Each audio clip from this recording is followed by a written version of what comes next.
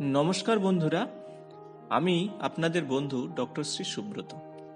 Shri Subrata astrological কনসালটেন্সির পক্ষ থেকে আপনাদের জানাই শুভেচ্ছা।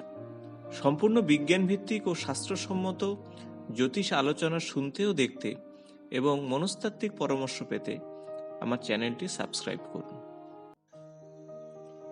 বন্ধুরা, মনে করুন এমন কোনো কাজে ছিলেন যেখানে কোনো ছুটির ফুরসতই ছিল না। ঘরে তাই আসতে পারছিলেন না, বহু দূরে বাড়ি। সেক্ষেত্রে যদি আপনার 1 মাস বা 25 দিনের কোনো ছুটি দেওয়া হয়, তাহলে বাড়িতে এসে কি করবেন? 1-2 দিনের জন্য বাড়িতে প্রথমে রেস্ট নেবেন, রিল্যাক্স মুডে থাকবেন। তারপর আপনার প্রতিবেশীর সঙ্গে দেখা করবেন, কথা বলবেন, পরিবারের সদস্যদের সঙ্গে মিলবেন, কুশল সংবাদ নেবেন।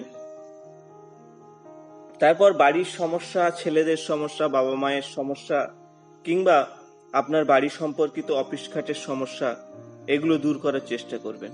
তারপর দেখতে দেখতে দেখবেন আপনার সেই ছুটি শেষ হয়ে গেছে। তারপরে আবার ফেরার পালা। যেমন ধরুন, ইন্ডিয়ান আর্মির কোনো আর্মি যখন ছুটি পায়, তখন সে বাড়িতে এসে বিভিন্ন সমস্যার মধ্যে এসে বাড়ির সমস্যা মিটিয়ে কাজ করতে করতে তার ছুটি শেষ। বন্ধুরা, এই গল্পটা করছি একটি অন্য বিষয়ের উপরে।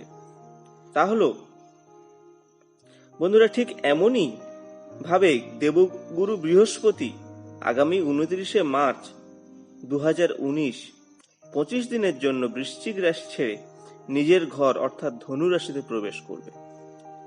বৃহস্পতি হলো শিক্ষা, আর্থিক বিষয়, বিবাহ, দাম্পত্য জীবন, বিদ্যার কাজ, আধ্যাত্মিকতা প্রভৃতি এই দেবগুরু বৃহস্পতির অধীনে।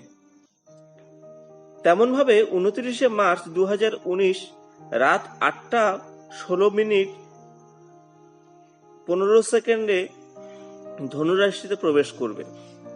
আর 22শে এপ্রিল 2019 1টা 6 মিনিট পর্যন্ত ধনুরাশিতে থাকবে।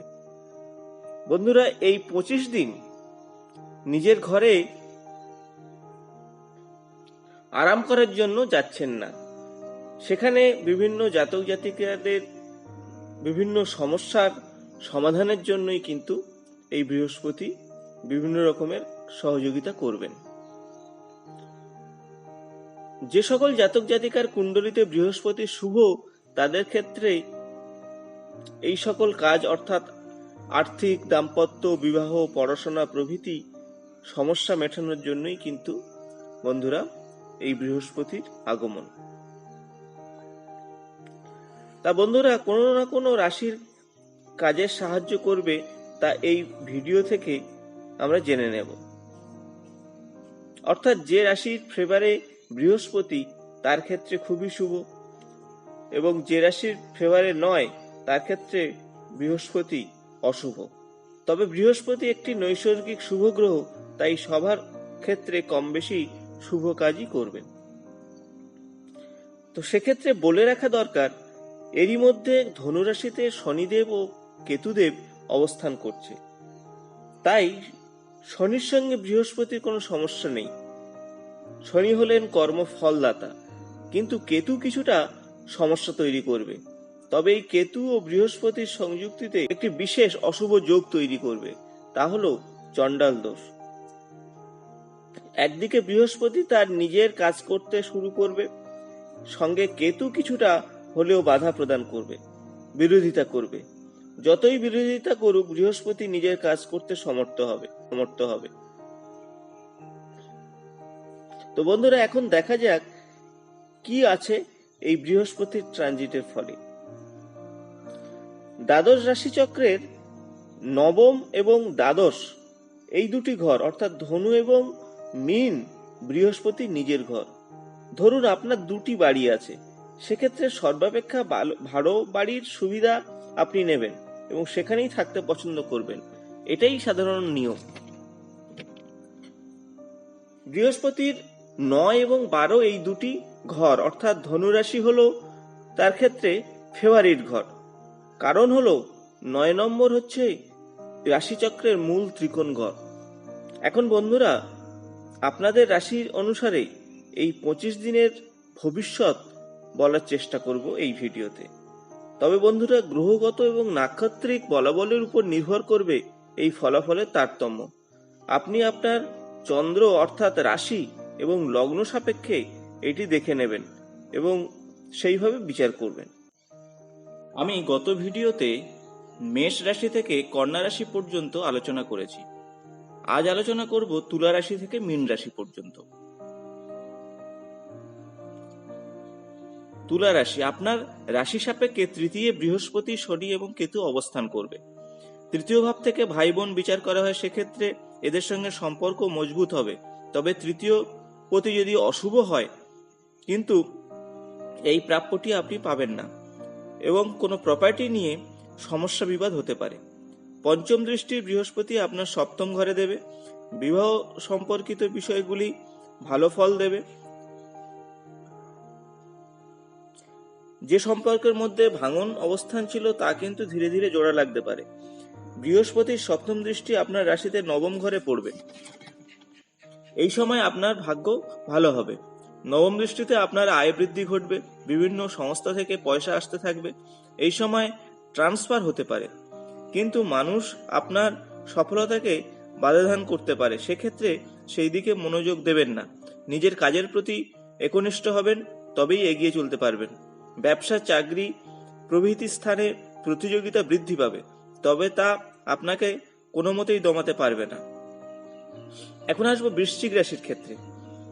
আপনার রাশি সাপেক্ষে বৃহস্পতি, কেতু এবং শনিদেব দ্বিতীয় স্থানে অবস্থান করবে। সেক্ষেত্রে পৈতৃক সম্পত্তির জন্য বিবাদ হতে পারে।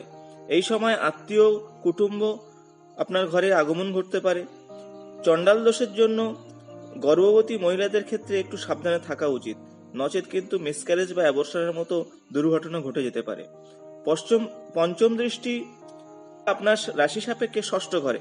সেক্ষেত্রে শরীর স্বাস্থ্য বেশ ভালো যাবে, খরচ কমবে, শত্রুতাও কমবে। সপ্তম দৃষ্টিতে আপনার অষ্টম ঘর দেখবে, সেক্ষেত্রে সামাজিক দৃঢ়তা অনেকখানি বৃদ্ধি পাবে, সামাজিক সম্পর্কও বেশ বৃদ্ধি পাবে। নবম দৃষ্টি আপনার রাশি সাপেক্ষে দশমে দেবে। কাজের ক্ষেত্রে পরিবর্তন আসতে পারে, তবে এই পরিবর্তন আপনার ক্ষেত্রে বেশ ভালোই হবে। আয় বৃদ্ধির ক্ষেত্রে খুবই উপযোগী। পরিবারের সকলের সাহায্য পাবেন। এই সময়ে আপনার গৃহে কোনো মাঙ্গলিক কার্য অনুষ্ঠান হতে পারে, অর্থাৎ বাড়িতে বিয়ে এবং অন্নপ্রাশন এই ধরনের কোনো মাঙ্গলিক কাজ হয়ে যেতে পারে। আপনার মানসিকতার মধ্যে একটা পজিটিভ প্রভাব দেখা যাবে এই সময়। নতুন গাড়ি, বাড়ি বা জমি ক্রয়ের যোগ রয়েছে এই সময়। দাম্পত্য জীবন বেশ সুখকর দেখা যায় এই 25 দিনের মধ্যে। এখন আসবো ধনু রাশির ক্ষেত্রে। রাশি সাপেক্ষে নিজের ঘরেই বৃহস্পতি, শনি এবং কেতুদেব অবস্থান করবে। সেক্ষেত্রে শিক্ষা, আর্থিক এবং চাকরি বাকরি, অন্যান্য ক্ষেত্রে এবং বিবাহ ক্ষেত্রে এবং বাচ্চাদের ক্ষেত্রে এই অবস্থান খুবই শুভকর। যে সকল কাজ দীর্ঘদিন ধরে আটকে হচ্ছিল না, তা কিন্তু পূরণ হয়ে যাবে এখন। এই রাশির সাপেক্ষে পঞ্চমে দৃষ্টি পড়বে মেষ রাশিতে। নিজের রাশিতে হংসযোগ তৈরি করবে। পঞ্চম দৃষ্টির ফলে স্কুল, সাবজেক্ট, বিশ্ববিদ্যালয় প্রভৃতি কিছু পরিবর্তনের চিন্তা করছিলেন এতদিন, সেগুলো কিন্তু পরিবর্তন ঘটবে। এছাড়া ইঞ্জিনিয়ারিং, মেডিকেল, চার্টার অ্যাকাউন্ট্যান্ট প্রভৃতি শিক্ষার জন্য বিদেশে যাওয়ার চিন্তা ভাবনা করছিলেন, সেক্ষেত্রে এই চেষ্টা সফল হবে এই সময়ের মধ্যে। যারা প্রণয় ঘটিত বিষয়ে উদ্বিগ্ন ছিলেন, তাদের পরিণয় হওয়ার কিন্তু সম্ভাবনা রয়েছে। সপ্তম দৃষ্টির জন্য বিবাহ সুনিশ্চিত হবে। নতুন বিজনেস হতে পারে এই সময়। নবম দৃষ্টির জন্য ভাগ্যস্থানে দৃষ্টি দেবে এবং আর্থিক বিষয়ে এই সময় বেশ শুভকর পরিস্থিতি তৈরি হবে।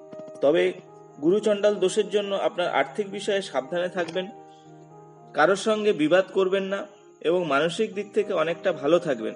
তবে কাগজপত্র সই-সম্পর্ক করার সময় একটু ভেবেচিন্তে করবেন, কারণ কেতু আপনাকে কিন্তু বিপদে চালিত করতে পারে। এখন আসবো মকর রাশির ক্ষেত্রে। মকর রাশির বা লগ্নের ক্ষেত্রে বৃহস্পতি, শনি দ্বাদশে অবস্থান করবে।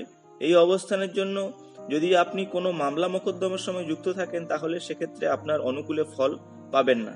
কোনো ঝামেলাতে আপনি আটকে যেতে পারেন এবং এর ফলে আপনার খরচ বৃদ্ধি হতে পারে। ভেবেচিন্তে খরচ করবেন। আপনার চতুর্থ ঘরে বৃহস্পতি পঞ্চম দৃষ্টি দেওয়ায় মাতা, বাহন, ভূমি এবং প্রভৃতি মাঙ্গলিক কাজে আপনার খরচা বৃদ্ধি পাবে। এবং সপ্তম দৃষ্টি পড়ার সাপেক্ষে সেটি পড়বে ষষ্ঠ ঘরে, সেক্ষেত্রে রোগের প্রকোপ কিছুটা কমবে।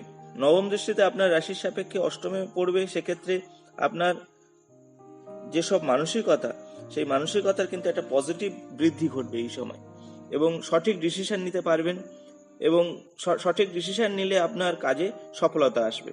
ধর্মীয় বিষয়ে আপনার খরচ বৃদ্ধি পাবে এই সময়। আগামী ভবিষ্যতের জন্য শুভ ফল দেবে এই ধর্মীয় আচার অনুষ্ঠানের ব্যাপারে। আপাতদৃষ্টিতে যে খরচ মনে হলেও কিন্তু প্রকৃতপক্ষে আপনার আগামী দিন এই ধর্মীয় আচার অনুষ্ঠানে আপনার সুফল আপনি পাবেন এখান থেকে।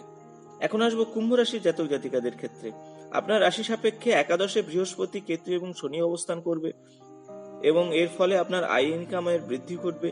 এখানে বৃহস্পতি থাকার ফলে বিভিন্নভাবে অর্থ আপনার আমদানি হবে, বিভিন্ন পথ থেকে আপনি পয়সা পাবেন। যারা সন্তান চান, এই সময় কিন্তু সন্তান ধারণের ক্ষেত্রে খুবই উপযুক্ত সময়। পঞ্চম দৃষ্টিতে রাশির তৃতীয় ঘরে দেখবে, ভাই বোনের সঙ্গে সম্পর্ক ভালো থাকবে।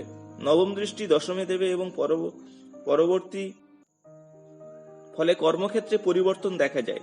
বিভিন্ন ট্রান্সফারের যোগ কিন্তু এই সময় দেখা যায়, এবং এই ট্রান্সফার আপনার ক্ষেত্রে খুবই উপযোগী হবে।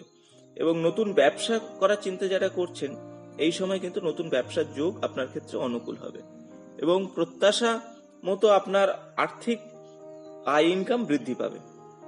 এবং দ্বাদশ রাশির শেষ যে রাশি তা হলো মীন রাশি। তো মীন রাশি অর্থাৎ আপনার রাশি সাপেক্ষে দশমে বৃহস্পতি, কেতু এবং শনিদেব অবস্থান করবে। দশমে বৃহস্পতি থাকায় একটি হংসযোগ তৈরি হবে। এর ফলে আধ্যাত্মিক বিষয়ে আগ্রহ বাড়বে আপনার। পিতা পুত্রের মধ্যে সম্পর্কের অবনতি দেখা যায় এই সময়। একই সঙ্গে বিভিন্ন কাজের সঙ্গে যুক্ত থাকবেন, এবং বৃহস্পতি পঞ্চম দৃষ্টি দ্বিতীয় ঘরে পড়ার ক্ষেত্রে স্থায়ী সম্পদের শ্রীবৃদ্ধি ঘটবে, এবং নবম দৃষ্টি ষষ্ঠ ঘরে পড়ায় ব্যবসা এবং সরকারি ক্ষেত্রে বেশ কিছু পরিবর্তন ঘটবে। বাড়তি সুবিধার জন্য বাড়িতে পূজা অর্চনা কিন্তু এই সময় আপনি করতে পারেন। আপনার চণ্ডাল দোষের জন্য কিছুটা কাজে বিঘ্ন ঘটলেও এই পূজা অর্চনা করার ফলে আপনার আগামী দিনে কিন্তু পথ আরো বেশি সুগম হবে। সেক্ষেত্রে কাজ করার সময় একটু বেশি এফোর্ট আপনাকে দিতে হবে, অর্থাৎ পরিশ্রমটা একটু বাড়িয়ে দিতে হবে, তাহলে এর সুফল আপনি পুরোপুরি পাবেন। তো যদি এই 25 দিন আপনি কেশরের তিলক, অর্থাৎ সবার ক্ষেত্রে বলছি যে এই 25 দিন যদি আপনি কেশরের তিলক কপালে অথবা গলাতে শুদ্ধ বস্ত্রে যদি ধারণ করতে পারেন, তাহলে বেশ শুভ ফল পাবেন। এভাবে যদি প্রত্যহ যদি করেন তাহলে আরো বেশি ভালো। এছাড়া গরুকে যদি আপনি রুটি মিষ্টি এগুলো খাওয়াতে পারেন, তাহলেও কিন্তু বৃহস্পতিদেব অসম্ভবভাবে তুষ্ট হন। তো এই গেল এই বৃহস্পতির নিজের ঘরে ফেরা, অর্থাৎ বৃশ্চিক থেকে ধনুরাশিতে প্রত্যাবর্তনের যে শুভ এবং অশুভ ফল এই দ্বাদশ রাশিতে কি হতে পারে তা নিয়ে আমি আলোচনা করলাম। বন্ধুরা, যদি ভিডিওটি ভালো লেগে থাকে তাহলে বন্ধুদের সঙ্গে শেয়ার, লাইক ও কমেন্টস করতে ভুলবেন না। নিয়মিত আমার চ্যানেলের আপডেট পাওয়ার জন্য সাবস্ক্রাইব করে বেল বটনটি প্রেস করবেন। আজ এই পর্যন্ত, নমস্কার।